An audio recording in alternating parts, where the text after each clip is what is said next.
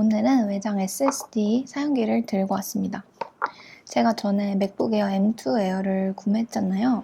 그게 이제 256기가로 선택을 했는데 512와 256을 고민하다가 어차피 파이널 컷 영상 편집을 하려면 1테라나 2테라 정도 필요하니까 외장 SSD를 구매하고 내장은 256기가로 제가 선택을 했습니다.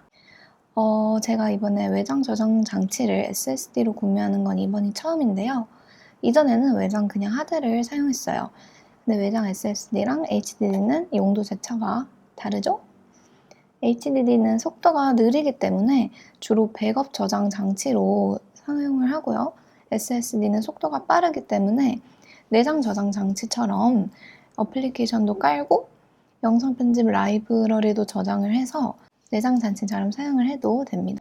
SSD는 낸드 플래시 반도체 기반의 저장 매체라 저장된 데이터를 순식간에 액세스할 수가 있습니다. HDD 디스크에 기록된 데이터를 디스크가 물리적으로 회전하면서 암이 읽는 구조라 속도가 느릴 수밖에 없어요. 그런데 이전 SSD는 HDD 기반의 SATA 인터페이스라 속도가 그렇게 빠르지 못합니다. 빨라봐야 500Mbps 정도 되는데 이걸로 내장 저장 장치로 대체하기에는 속도가 느리고 그렇다고 백업용 외장 저장 장치로 사용하기에는 가격이 되게 비싸서 약간 애매하기 때문에 사용하시는 분들이 많이 없었어요. 예전에는 보통 같은 용량 기준으로 SSD가 HDD보다 약 6배 정도 비쌌습니다. 그런데 최근에 SSD가 NVMe 규격으로 나오고 가격이 떨어지면서 분위기가 되게 바뀌었는데요. NVMe 규격은 HDD 기반의 SATA 인터페이스와 달리 SSD를 위한 새로운 인터페이스입니다. 그리고 중요한 거 알려드릴게요. 요새 반도체 가격도 엄청 떨어져서 같은 용량 가격이 SSD가 HDD보다 한 6배에서 이제는 3배 정도로 비싸요. 그래서 요새 본격적으로 저장 장치로 외장 SSD를 대신 많이 구매하시는 것 같더라고요. 구매하시려면 지금 구매하셔야 됩니다. PC, 특히 맥북에 사용하는 SSD는 크게 3가지 종류가 있습니다. 최신 맥북은 썬더볼트 3 그리고 4 규격을 지원하는데요. 얘네는 2000Mbps 속도를 지원합니다. 대박이죠? 그래서 첫 번째로는 썬더볼트 규격의 SSD를 구매하시는 게 가장 좋습니다. 그런데 아쉽게도 아직까지 브랜드 완제품으로서 썬더볼트 4 SSD는 거의 없고요.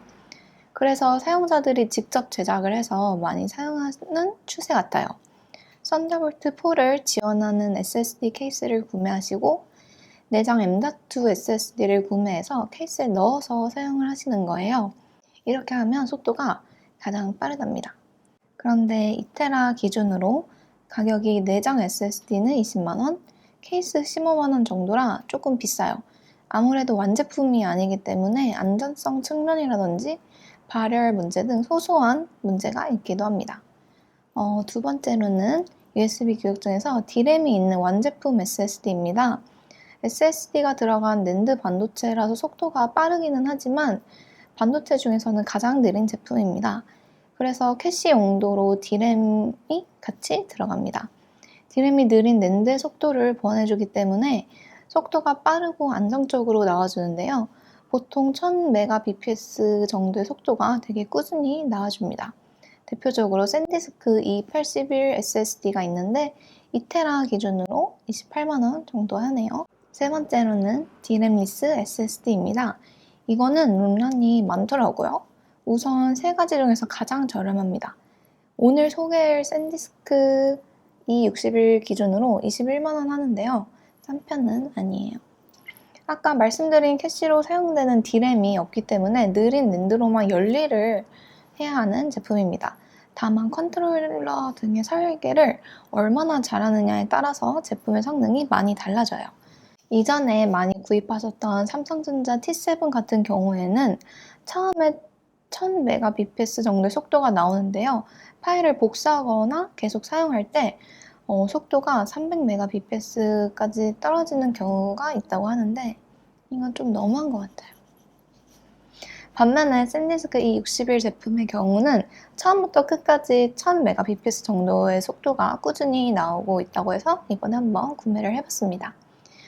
USB 3.2 2세대를 지원하는 제품이고요.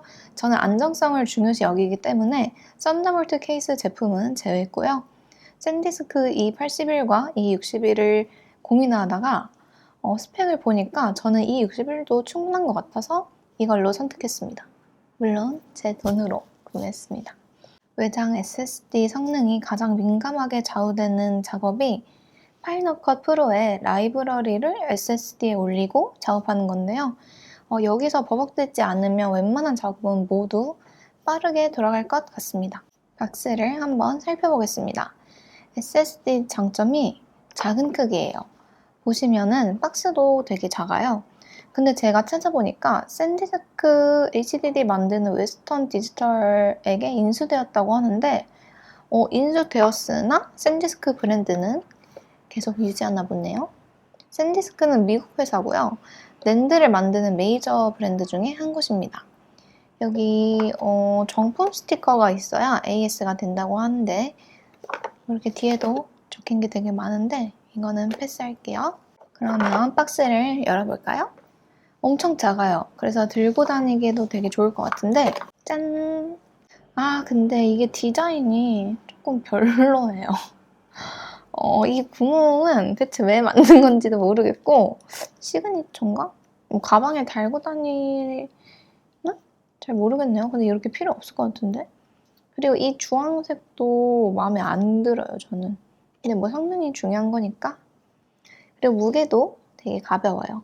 재질은 여기 뒤가 실리콘 재질인데 아이폰 실리콘 케이스랑 비슷한 재질입니다. 상당히 부들부들해요. 근데 이 재질이 장단점이 있어요.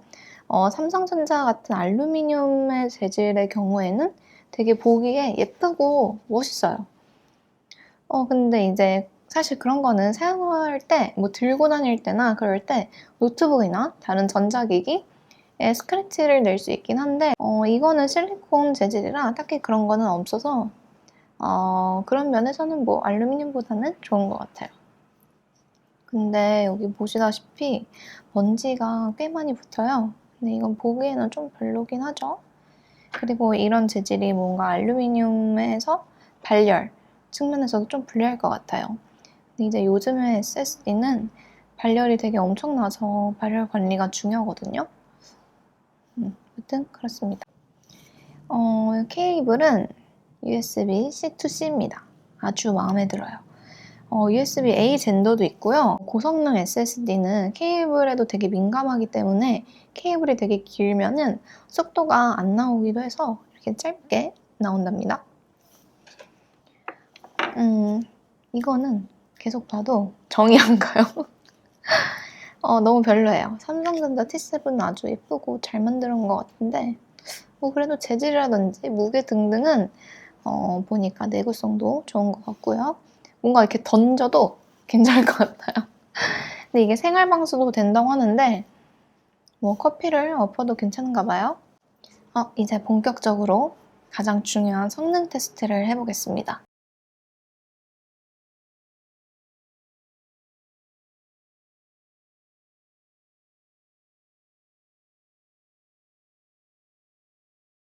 읽기, 쓰기, 속도 다 괜찮고요.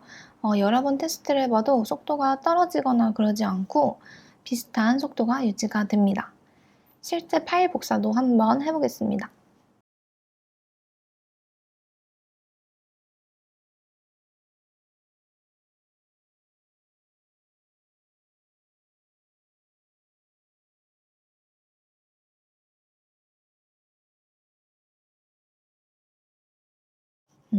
벤치마크랑 비슷한 속도가 나오네요. 마음에 듭니다. 다음은 실사용 파이널 컷 테스트도 해보겠습니다. 저에게 가장 중요한 용도인 파이널 컷 편집이고요. 라이브러리를 SSD에 복사해놓고 편집을 좀 하면서 내장 SSD보다 버벅대는지 느낌이 다른지 테스트 해보겠습니다.